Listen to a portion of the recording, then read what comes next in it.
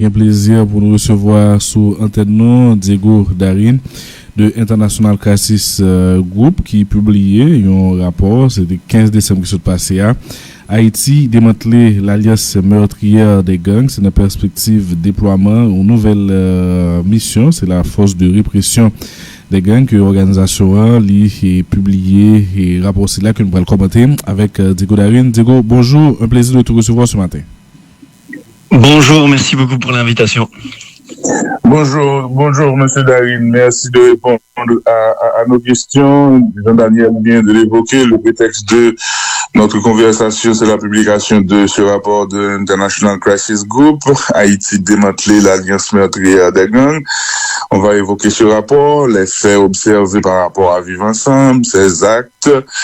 En gros, ce sont des crimes contre la personne, assassinat, enlèvement, viol, extorsion, piraterie, trafic de drogue. Le bilan humain des violences perpétrées par Vivre Ensemble est terrible.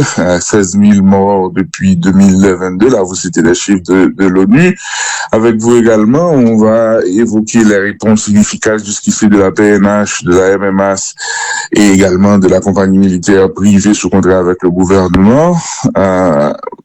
Le triple contexte de votre rapport nous intéresse également. Ce triple contexte, c'est le 7 février 2026 qui s'en vient. C'est Vivre Ensemble qui fait du populisme et c'est d'amadouer la population, se présente comme pratiquement porteur d'un message pro-peuple contre l'oligarchie haïtienne. Et le plus important, c'est le déploiement autour du mois d'avril, selon les estimations de la force de répression des gangs et d'un possible changement de rapport de force. Et le troisième élément de contexte, c'est la nécessité d'un changement de rapport de force et d'une domination des forces de l'ordre et de sécurité par rapport aux gangs, ce qui permettra d'ouvrir, selon vos recommandations, des canaux de dialogue pour permettre le retrait, entre autres, de mineurs de ces groupes organisés. Vous reconnaissez en ce qui concerne le dialogue avec les gangs que la population haïtienne est assez opposée. Nous allons écouter vos argumentaires avec votre argumentaire avec beaucoup d'intérêt à ce sujet-là. Vous le dites et c'est pour moi la phrase qui résume le rapport. Alors qu'une nouvelle force étrangère se met en place, il est essentiel d'élaborer une stratégie permettant non seulement de vaincre les groupes criminels par la force, mais aussi de les persuader à se dissoudre. Et là, nous allons évoquer cette stratégie, qui doit la porter, comment est-ce qu'elle doit être mise en place selon vous de l'International Crisis Group. D'abord, la première question, quelles sont vos observations par rapport à l'organisation terroriste selon les États-Unis, au groupe criminel selon d'autres que l'on prénomme Vivre Ensemble? Il faut que ce soit très clair, c'est un groupe éminemment criminel qui essaye et s'efforce énormément depuis quelques années, même avant Vivre Ensemble, surtout le G9, de se présenter comme une force subversive avec une vision politique.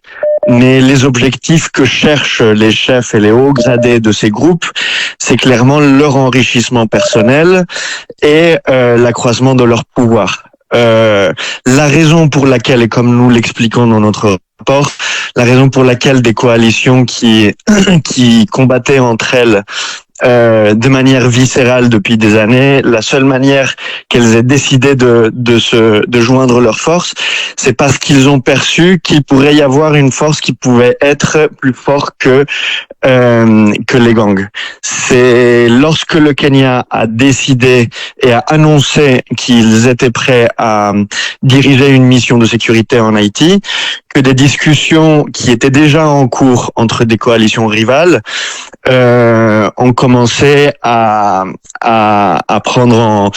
aller plus rapidement et que la coalition s'est annoncée pour la première fois en septembre, précisément lorsque le Premier ministre Ariel Henry était à New York en train d'essayer de convaincre les membres du Conseil de sécurité d'approuver cette force qu'il avait demandée l'année précédente. Ce n'est pas une coïncidence non plus que les premières attaques de Vivre Ensemble aient coïncidé avec le jour où le Premier ministre Ariel Henry est arrivé à Nairobi, la capitale du Kenya, pour signé un accord qui permettait le déploiement des officiers kenyans dans le pays. Donc la constitution de cette nouvelle coalition criminelle suit de très près le calendrier de la matérialisation de la nouvelle force. Et le but de cette coalition, ce n'est pas tellement, comme ils le disent, de défendre les pauvres contre les oligarques, même s'il y a une rancune certaine de ces membres de gang qui se sont vus financer et pourvoir des armes par des membres de l'élite qui aujourd'hui se retournent contre eux. Mais leur objectif est de forcer les autorités à entrer dans des négociations avant qu'il y ait une force qui soit plus puissante que eux sur le terrain, pour arriver à avoir une amnistie complète pour leurs crimes. Vous évoquez le populisme de vivre ensemble et vous faites très attention à ce discours politique et aux initiatives, semble-t-il, pour s'insérer dans le dialogue politique, dans le débat politique et dans la sphère politique, et ceci à visière levée. Pourquoi vous soulignez cet aspect-là? Parce que dans le rapport, ce qu'on cherchait à faire, c'était vraiment d'aborder les points principaux pour expliquer qu'est-ce que c'est que ces groupes armés. Comment, quelles ont été les reconfigurations des alliances depuis 2020 avec l'émergence du G9 et du JPEP, comment ont été distendus et comment ont évolué leurs liens avec les élites. Pourquoi est-ce que les gangs se présentent comme des acteurs politiques? Et ce qu'on dit dans le rapport, c'est que ces groupes cherchent de plus en plus à présenter leur lutte comme étant motivée par l'injustice sociale et la défense des pauvres. Mais on montre qu'à certaines reprises, et qui sont des exceptions, certains de ces chefs de gang ont reconnu que ce qu'ils cherchent, c'est une amnistie, et comme ils le disent, surtout son porte-parole dans certaines vidéos, le pardon, l'oubli des crimes et la réconciliation.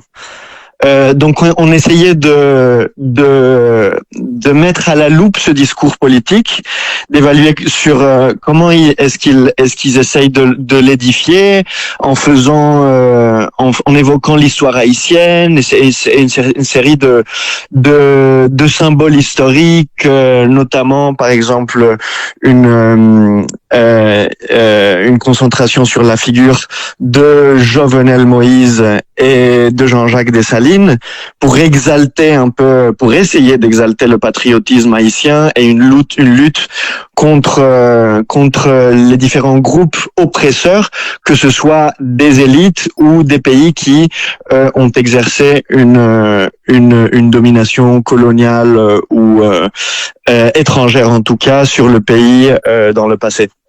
Le rapport d'International Crisis Group, M. Darin, semble être préoccupé par un élément de contexte. C'est l'approche du 7 février 2026 et vous semblez être préoccupé par des actions possibles de la coalition Vivre Ensemble. Pourquoi? Absolument. L'évolution, disons, de l'intensité de la violence, que ce soit sous Vivre Ensemble ou précédemment lorsqu'il existait les deux coalitions rivales dans la capitale, a toujours suivi de très très près les événements politiques.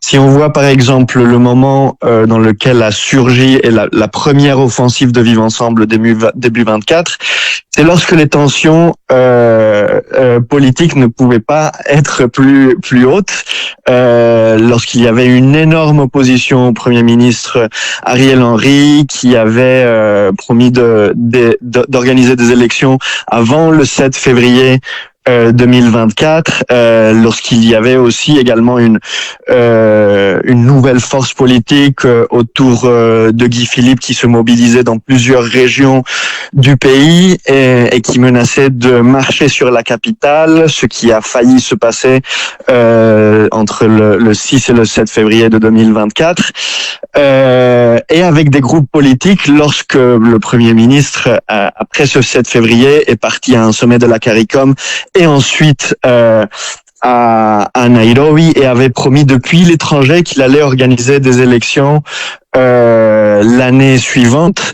Il y avait une d'énormes tensions politiques que les gangs ont exploitées pour essayer d'imposer un gouvernement qui leur fut favorable et avec des personnes qui étaient ou se sont dit prêtes à ce moment-là d'entamer des dialogues avec les gangs et de leur offrir une amnistie. Donc, pardon, et pour en finir, on avait cette offensive dans le contexte de l'approche de la matérialisation de la force étrangère. Maintenant, les gangs se sont rendus compte que la mission dirigée par le Kenya, à cause du manque de ressources et de personnel, n'est pas une véritable menace pour eux. Ils n'ont plus pris, disons, l'évolution de cette mission comme un élément important dans dans l'évolution de leur stratégie militaire, mais alors qu'une nouvelle mission se prépare avec un nombre d'agents de sécurité bien supérieur à celle qui est en place et avec un mandat plus robuste, il serait possible ou probable que, étant le motif principal de cette alliance Vivre Ensemble, de s'unir contre une force qui puisse être plus puissante qu'eux, que dans les mois à venir, ils essayent d'engager une nouvelle vague d'attaques pour empêcher cette nouvelle force d'être déployée. Donc, Vivre Ensemble, c'est une organisation criminelle impliquée dans des crimes contre la personne, vol, viol, kidnapping, des extorsions, qui contrôle une bonne partie de la zone métropolitaine de Port-au-Prince et le bassin Artibonite. Et là, eu égard aux événements de 2024 ayant conduit au renversement du Premier ministre Ariel, vous recommandez une observation poussée qui doit, si j'ai bien compris, aller au-delà de l'aspect criminel de Vivre Ensemble pour considérer que c'est une entité, c'est presque une nébuleuse qui a des tentacules politiques qu'il faut bien comprendre et observer, Diego Darin. Quand on parle des liens avec les élites, ce n'est pas pour, disons, justifier ou essayer d'étayer ce que les gangs réclament d'avoir, c'est-à-dire une cause politique, mais pour essayer d'examiner pourquoi est-ce qu'ils disent qu'il y a une cause politique dans leur lutte. Et la raison pour laquelle cette cause politique est affichée, c'est précisément pour se montrer. Par exemple, ils ont dit qu'ils avaient créé un parti politique presque un an au 221e année de l'indépendance, le 1er janvier de 2025, mais ils n'ont jamais pris les dispositions nécessaires auprès des autorités pour enregistrer ce parti. Ils n'ont même pas fait la tentative de formalisation de leur parti.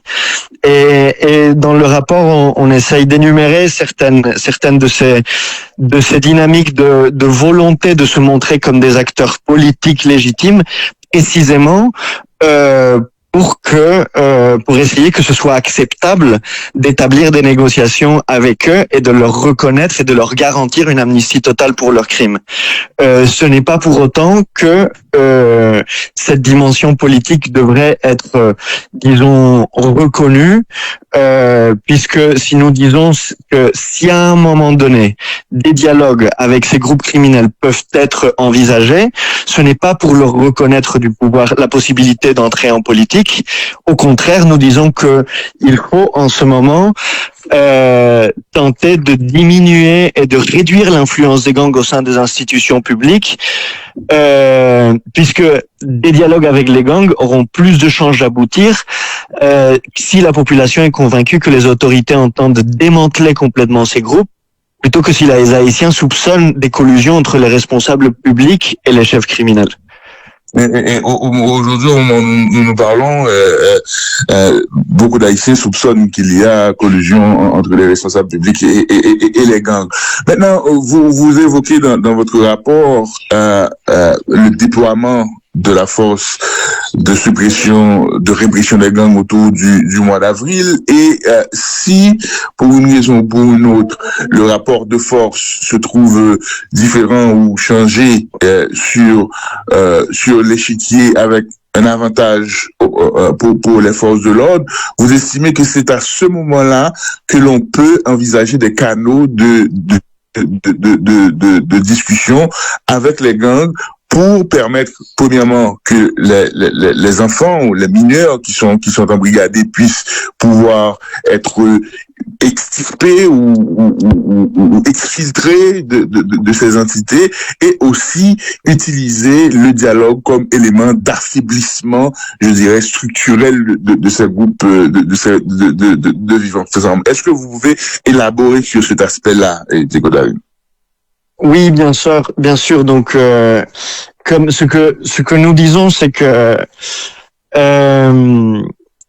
une force de répression des gangs qui soit dotée de ressources suffisantes, correctement informée, placée sous un commandement expérimenté et qui collabore de manière efficace avec les forces de sécurité haïtiennes pourrait enfin modifier le rapport de force sur le terrain et contraindre les gangs à reculer. Et c'est que à ce moment-là qu'il faudrait essayer d'évaluer si c'est qu'avec l'usage de la force qu'on va parvenir à éradiquer complètement les gangs, et surtout d'évaluer le coût humain et matériel, à savoir la quantité de victimes civiles et les dégâts dans des maisons, dans des petits business, dans les repères de ces gangs, pour essayer de savoir si à un moment donné, il faudrait pas envisager des dialogues avec eux, non pas pour assurer l'impunité, mais avec, disons, différents objectifs. Le premier, ce serait de diminuer les victimes civiles, pour diminuer les incursions militaires dans des quartiers où le combat serait extrêmement difficile et résulterait vraisemblablement dans de très nombreuses victimes civiles, mais également en assurant que ces membres de gang restent pleinement justiciables, et ainsi essayer de rompre le lien entre la criminalité, la politique et l'économie, à savoir entre les élites et les gangs. Là, nous évoquions avec vous tout à l'heure les termes d'un dialogue possible avec les gangs, à partir du moment où nous serions, quand les autorités, la force de répression des gangs, la PNH, les FADH seraient en position de force, pratiquement pour dicter presque les termes d'une édition, ou presque les termes également de la réinsertion de jeunes gens, de mineurs qui sont dans les rangs de l'organisation En Vivre Ensemble. Justement, dans le rapport, vous dites qu'il est essentiel d'élaborer une stratégie permettant non seulement de vaincre les groupes criminels par la force, mais aussi de les persuader de se dissoudre. Là, je crois comprendre avoir entendu des éléments de cette stratégie. Est-ce qu'il y a d'autres éléments de cette stratégie, et qui doit concevoir cette stratégie, la mettre en place? Est-ce en coordination entre la PNH, la force de répression des gangs, les FADH? À ce niveau, je voudrais aussi vous entendre de Darin. Oui, bien sûr. Donc, de toute façon, l'étape, disons, la première étape est celle qui doit concentrer les efforts des autorités en ce moment, c'est de réussir à avoir une stratégie de sécurité qui puisse mettre les gangs en échec. Pour la première fois depuis des années. C'est que avec des démonstrations de puissance que la force militaire peut devenir un véritable moyen de dissuasion pour indiquer tant aux chefs de gang qu'aux membres de base que se rendre aux autorités est la seule meilleure option. Donc, il faut d'abord se concentrer dans la reprise de certaines parties du territoire, en mettant, là encore, en exergue la protection des civils et couper les chaînes d'approvisionnement des gangs pour les affaiblir. les premiers objectifs des forces de sécurité pourraient par exemple être la reprise de contrôle de territoire où le risque de perte civile est le plus faible et où l'on peut perturber les chaînes d'approvisionnement des gangs et ainsi que diminuer certaines de leurs principales sources de revenus. C'est par exemple donc certaines routes nationales qu'ils ont prises par exemple la 3 et la 8 qu'ils ont pris récemment, dans lesquelles ils ne sont pas véritablement enracinés encore et où il n'y a pas c'est des régions qui sont faiblement peuplées et donc où il y aurait pas beaucoup de dommages civils, contrairement à des opérations rapprochés dans des quartiers défavorisés dans lesquels ils sont retranchés dans la capitale. Et ensuite, suite à des victoires initiales, tenter de utiliser cette transformation du rapport de force pour entamer des dialogues, pour leur donner des voies de négociation pour se rendre et coopérer avec la justice.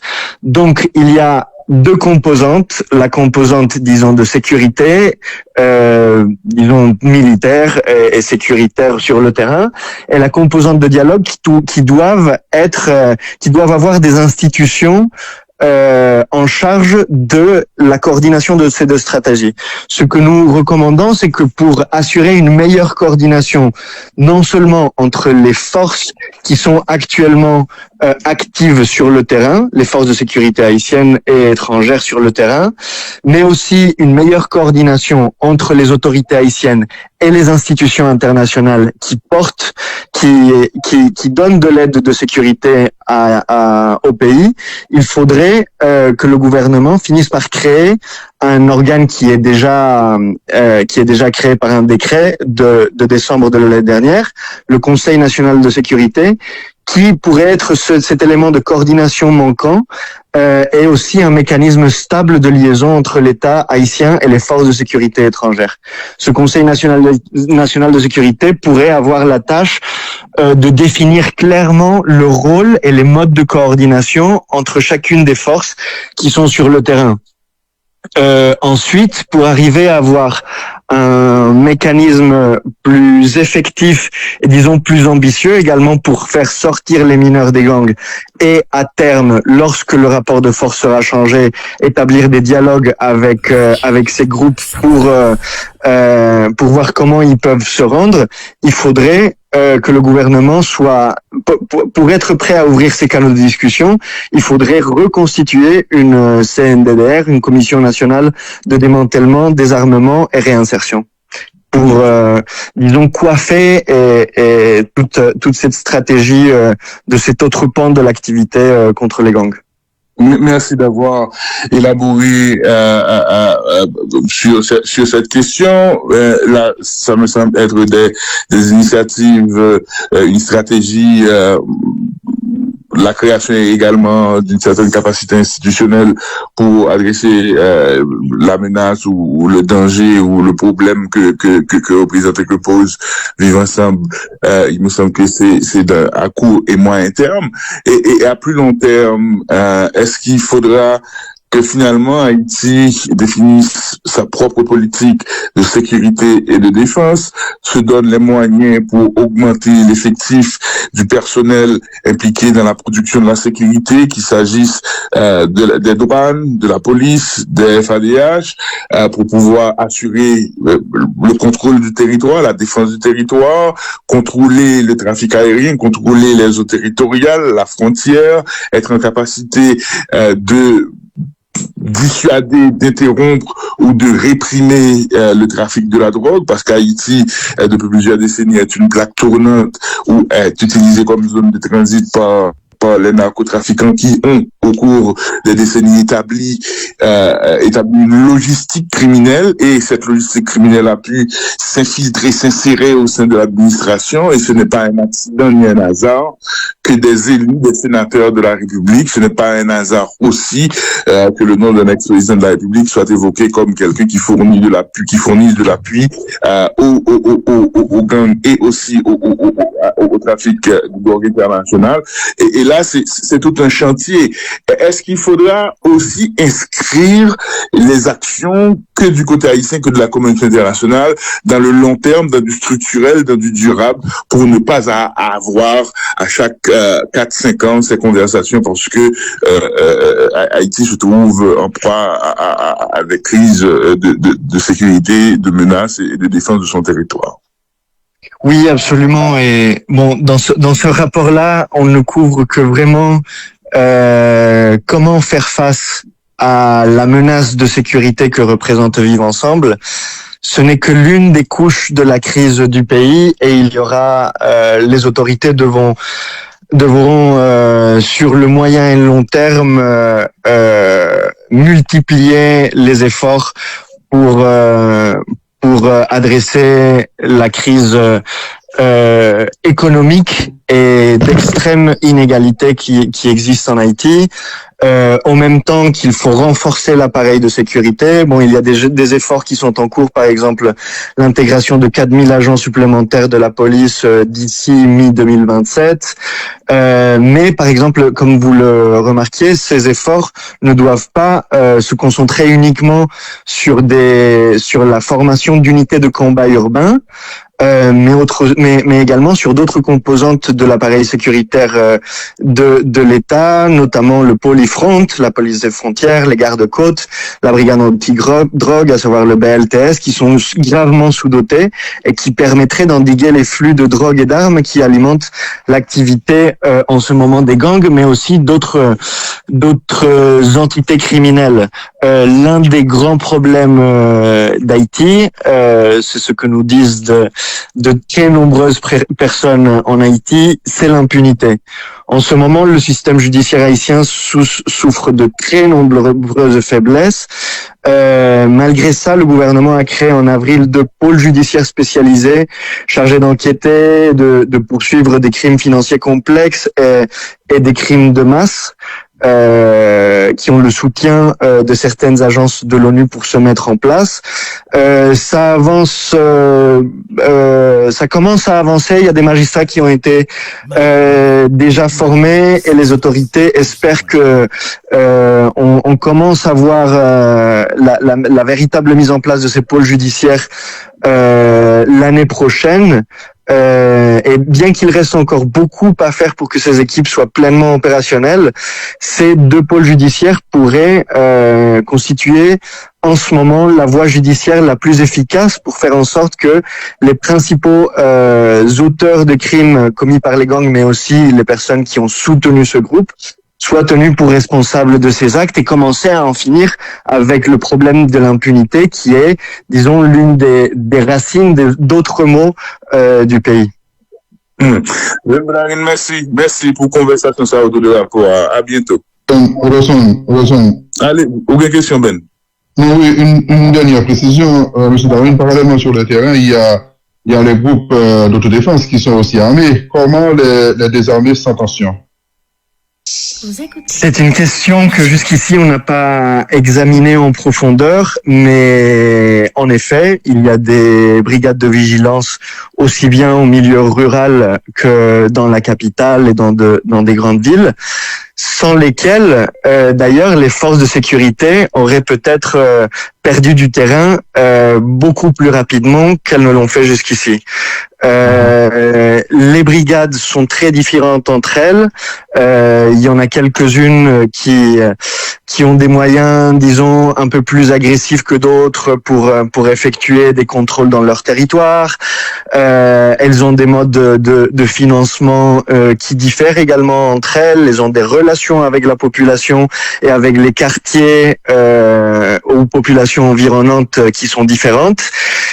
Il faudrait que les autorités commencent, et dans le cadre de la constitution d'un plan de sécurité que devrait, disons, diriger un Conseil national de sécurité, il faudrait que les autorités haïtiennes elles-mêmes commencent à avoir une stratégie, disons, générale de comment approcher les brigades, mais ensuite de chacune des communes de comprendre et identifier les dynamiques particulières de chacune de ces brigades pour commencer à les faire, à les encadrer, et à terme, ce seront les autorités haïtiennes qui devront décider si elles peuvent être intégrées suite à un vetting, entraînement, etc. dans certaines des composantes de sécurité de l'État, ou bien commencer à envisager le désarmement de certaines de ces structures. Maintenant, permettez Ben que j'ajoute un élément de contexte. C'est un cas pratique, c'est le cas de la coalition dans le bazar Tibonite dirigé par Timépris. Et Timépris, en tout cas la coalition a été créée en réponse à Grand Griffe, et au cours des derniers mois, et des éléments de la coalition ont été responsables de massacres contre des éléments de la population, et la possibilité de mutation et de changement de pratique existe. Et par rapport à l'influence politique, et il y a les mêmes préoccupations que les brigades aient des parrains politiques ou soient instrumentalisées. Donc c'est une course à l'armement, c'est une spirale, et là c'est une grande source de préoccupation, et je pense que c'est cet élément qu'a partagé avec vous Robinson Gifford. Donc pour résumer et poser directement la question, c'est un sujet qu'il faut commencer à étudier ceci très sérieusement, ou pas, Diego Darin? Absolument. Non seulement pour comprendre le rôle de ces brigades dans la lutte actuelle contre les gangs, puisque ce sont une force, si on la prend comme un tout, nombreuse, et qui oppose une résistance féroce dans certaines zones, comme je le disais, non seulement à Port-au-Prince, mais ailleurs dans le pays, et surtout aussi en zone rurale, par exemple dans le département d'Artibonite, dans le département de Centre également. Il faut se commencer à poser la question de comment encadrer cette résistance qu'opposent certains quartiers et certains villages, certaines zones aux incursions des gangs, mais aussi suite, disons, au changement de rapport de force et éventuellement à la défaite des gangs. Il faut commencer à prévoir à l'avance comment vont être gérés par les autorités ces groupes armés non étatiques, puisque par le passé, il y a de très nombreux groupes de ce type qui assuraient, disons, une sécurité privée de certains quartiers et d'autres zones dans le pays, qui ont commencé à muter et à devenir pour assurer leur financement, à faire recours à des activités criminelles, et à terme à devenir ce qu'on connaît aujourd'hui comme des gangs. Donc il est extrêmement important de prévoir la création de nouveaux groupes armés illégaux puissants, et de commencer à encadrer sérieusement les activités de ces brigades. Merci un peu lui. Bonne journée. Merci. Merci.